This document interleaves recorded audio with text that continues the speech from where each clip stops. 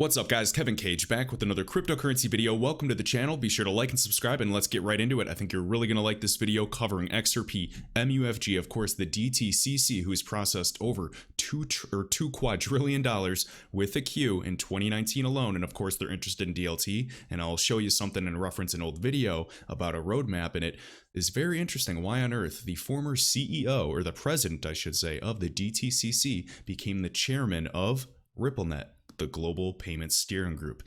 Very, very interesting. Of course, you guys can have your conspiracies. I'm going to stick with what I know, and even from there, I am very interested in what the future will bring. So, to kick things off, I do want to show this interesting video shared by Crypto Whale. Breaking: Britain's heir to the throne, Prince Charles, urges a worldwide shift, i.e. a global reset, and it's required as we are literally at the last hour, in quotes as he says, before the climate apocalypse hits humanity. And apologies if you guys hear the wind in the background, there is a huge storm on the way. I'm afraid we are literally at the last hour, and there is real urgency for action. With the urgency required, I hope, ladies and gentlemen, you will join me to drive a new Marshall-like plan for nature, people, and planet, led by the private sector, to align our collective efforts and resources for the highest possible impact. We need a shift in our economic model that places nature and the world's transition to net zero at the heart of how we operate. Now, pay close attention to this net zero, these carbon emissions, sustainability, and all of these development goals. Pay close attention to this. Prioritizing the pursuit of sustainable, inclusive growth in the decades to come. There is hope that we can transform the situation, but I'm afraid we are literally at the last hour, and there is real urgency for action. I'm afraid. Okay, that is a very bold statement. If you guys think that is hype, I don't know what to tell you. Now, also, remember, if you have not watched this yet, so this is just a 1-minute video of the Great Reset by the World Economic Forum. Each year they meet, where the 1% of the 1% basically controls the world, going over monetary policy, sustainable development goals, you name it, medicine, technology, biotech, etc. And they call this year the Great Reset. And right here, just a short clip, our system needs a reset. Literally hitting the reset button, going through all of this. Very interesting. Of course, Ripple was one of the groups focused on blockchain and DLT that attended. And of course, there were a few other key players as well. Now, if you go to the website, of course, the Great Reset, you can go to weforum.org/great-reset.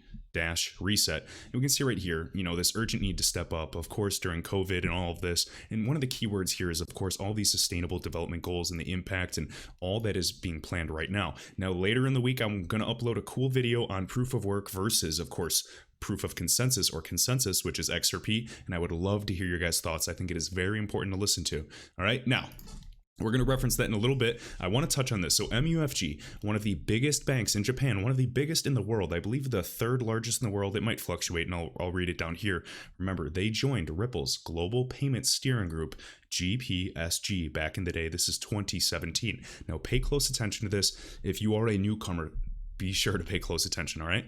So right here, MUFG's banking arm, the Bank of Tokyo right here, Tokyo Mitsubishi UFJ, the third largest bank in the world and largest bank in Japan, publicly announced that it is joining Ripple's Global Payment Steering Group, and this is years ago. Also, we can see other members included will join Bank of America. We have Santander, we have Standard Chartered, Westpac Banking Corporation, excuse me, I almost read the next one, Royal Bank of Canada, and CIBC, overseeing the maintenance and enhancement of these payment transaction rules and formalized standards for commercial use of Ripple's network. Wow, this sure seems like quite the big goal, and it almost seems like they were, building this with the end in mind, all right? Right here, welcome MUFG, one of the largest banks, most advanced, etc. I recommend all of you guys go to these Ripple Insights pages and read through them, and just remember what is at play here in the caliber of people here. All right, right here, additional quote from MUFG. We are pleased to join Ripple's Global Payment Steering Group. Again, guys, this is RippleNet, all right? All network of low value, and yes, I believe high volume will be the future of this asset, and yes, it will push massive demand on the price of XRP. So now right here, MUFG, I keep an eye on things, and it doesn't always have to do with XRP, but I'm showing DLT adoption or new payment networks, digitalization. All of these efficiencies are making domestic, international payments more efficient, which is paving the way for RippleNet. All right, MUFG outlines launch schedule for blockchain payment network with Akamai, and I might have butchered that name, bear with me. So right here, guys, Going through this, of course, MUFG is part of RippleNet, and of course, according to Nikkei, the first step will be, February, March 2021, talking about, card processing, all of this. I know some of you might say, oh, who cares? But stay with me, all right? So we know GoNet right here claims that the solution addresses blockchain technology's challenges of latency and scalability. So we're having some groups, focus on blockchain, and some are trying to go around it altogether. Interestingly enough, we can see that GoNet joint venture, this JV, isn't the only firm that has created its own network for processing payments. Sounds familiar, and it is a familiar theme we are seeing. We can see that this group, a Korean firm, maybe it's Danal, or yes, I'm just going to say Danal, has set up a Hyperledger Fabric-based blockchain network to process digital currency payments and recently partnered with Chinese credit card backbone UnionPay. Again, we know the connections to UnionPay time and time again. And then also, of course, the big news with PayPal, which is also interesting because it's not focused on interoperability. I recently spoke about processing digital currency payments and, of course, expanding with crypto, which is nice, but it doesn't seem to plan to pass on any of the cost savings to merchants or end users. Remember, if DLT is not financially inclusive, it fails. And guess what? A closed ecosystem cannot compete when every other silo and all of them are open. It's simply a matter of time. They will be forced to change, provided that DLT continues to be adopted. All right? So we already talked about this. MUFG, again, just blockchain payment processing. Now we can go right here. So now this is back in 2016. So 2017, MUFG joined this global payment steering group of Ripple, aka RippleNet. And this is an article by Marcus Treacher of Ripple, formerly on the board, on the board of Swift, and also 11 years at HSBC, one of the world's biggest banks and a RippleNet partner. So hopefully you guys understand why I'm confident in this ecosystem. Yes, I understand looking at current price is, a tricky thing and it's a sensitive topic, but I'm an investor for the future. All right. So right here, we can see, some partners as well. Now right here, chairman of the GPSG, Global Payment Steering Group, and former president and CEO of the Depository Trust and Clearing Corporation, the DTCC, Don Donahue, pointed out the significance of this event. Now I'm going to get a little out there and conspiratorial, little dot connecting as always, but I want you guys to just take it with a grain of salt, but listen and keep an open mind. So the creation of this Global Payment Steering Group is significant because this represents the first time that major banks have formulated policies to govern the transfer of money, the transfer of value across borders utilizing blockchain. I'm very excited to be part of this group of forward-looking leaders who are building the payments network of the future today. Bold statement. Now remember, Don Donahue, former president and CEO of the Depository Trust and Clearing Corporation. Who are they? They were the Fed before the Fed existed. And keep in mind, the technology they're using and it's migrating finally is 40 years old. It was built pre-internet, pre-digital era. This is why I'm screaming in every single video saying it's a matter of time. We have data and information and can send email and pictures across the globe instantly, but it is time to finally allow value to catch up. All right?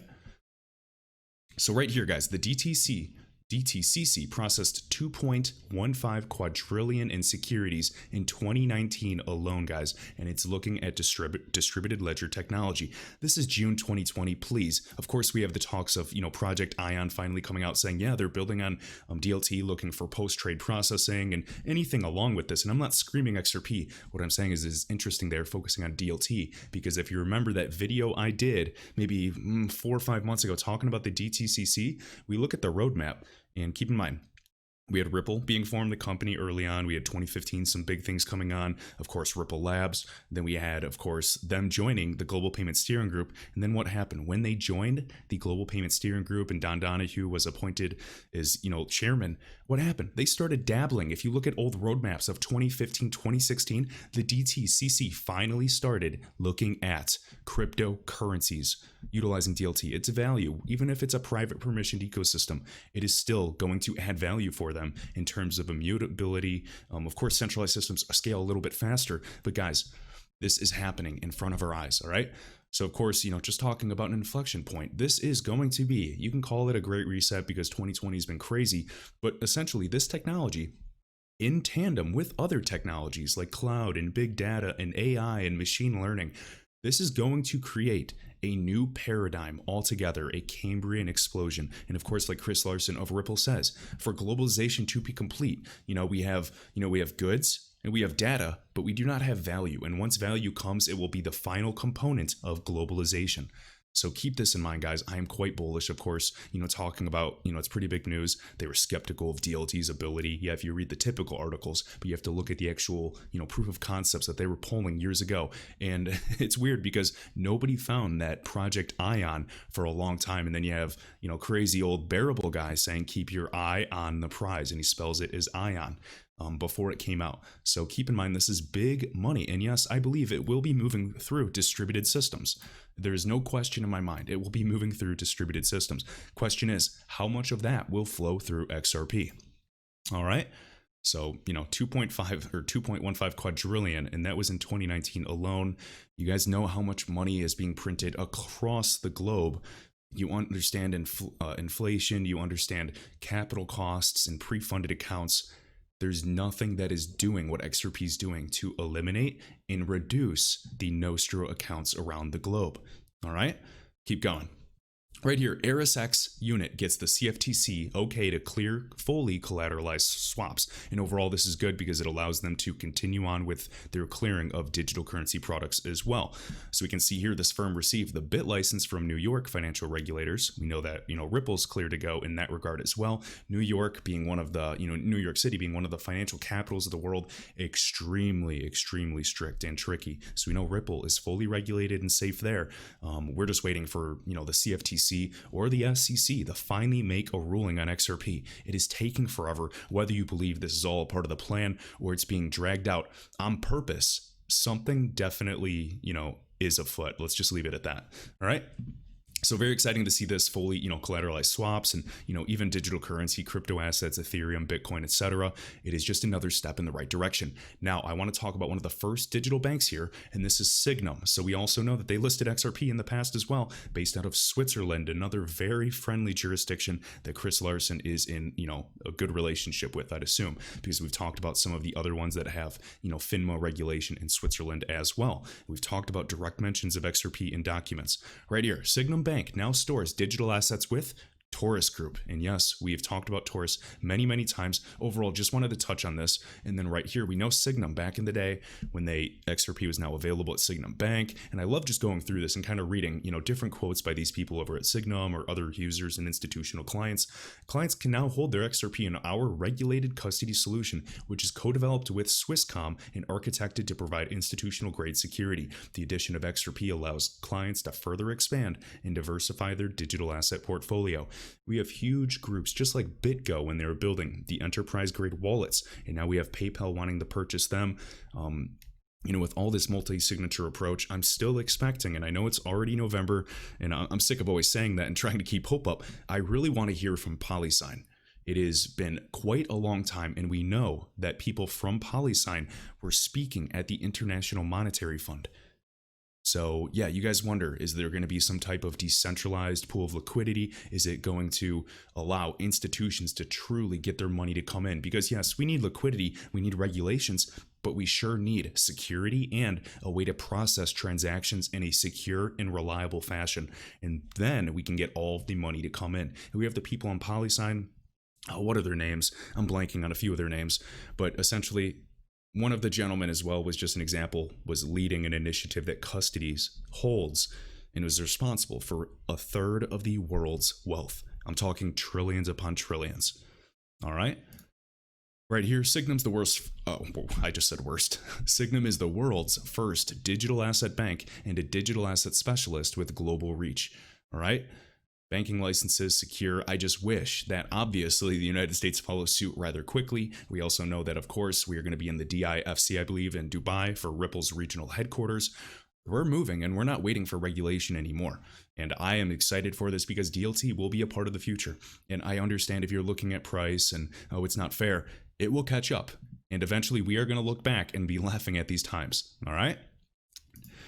Last but not least, just touching on this, so Ripple CEO Brad Garlinghouse once again took a shot at payments behemoth Square, again their huge Bitcoin holder, for investing 1% of its treasury reserves into Bitcoin in a November 9th tweet. Well, who's behind Square? Jack Dorsey, who's behind, and Jack Dorsey is, of course, Twitter, and we also know that Jack Dorsey, I believe, has connections to Greg Kidd, who is one of Ripple's first employees and part of the Federal Reserve. All right, so very interesting there. We can see the executive says that public companies that choose to hold the world's largest crypto may want to pay attention to a climate change related regulations. So again, referencing proof of work is not sustainable, and we'll go over that in future videos. I know we already touch on it typically, but just remember, Brad Garlinghouse is aware of this. They're at the World Economic Forum talking about sustainability goals and development goals. And we have, the World Economic Forum, you can read all of these different goals.